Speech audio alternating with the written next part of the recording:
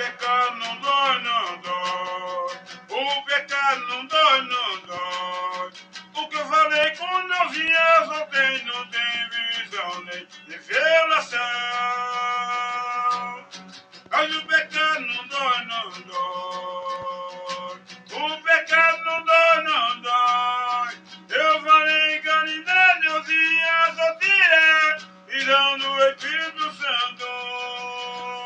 Mas não tem visão, mas não tem revelação, mas não tem comunhão com o Espírito Santo. O pecado não dói, não dói. O pecado não dói, não dói. Eu não tenho a comunhão com o Divino Espírito Santo. Eu falei com Neuzinha, eu falei com Neuzinha,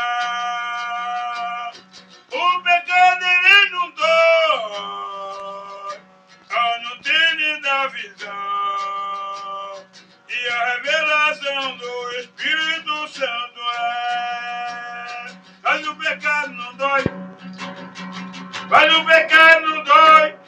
Eu não tenho a comunhão, tem a direção do Espírito Santo. Eu falei para Neuzinha, eu falei para Neuzinha,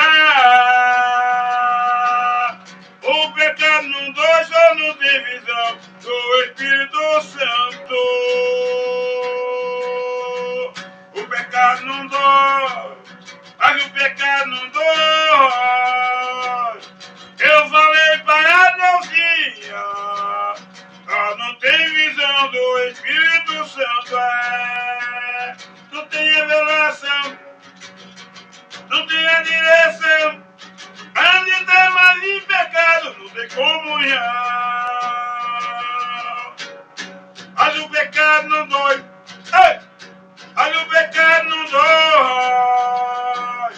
Eu falei pra Neuzinha, o pecado ele não dói. Eu não tenho comunhão e revelação em a direção do Espírito Santo. Mas o pecado não dói. Eu falei para Neuzinha, o pecado não dói, o pecado ele não dói. Mas não tem comunhão, nem revelação, nem a direção do Espírito Santo. Mas o pecado ele não dói. Eu falei para Neuzinha,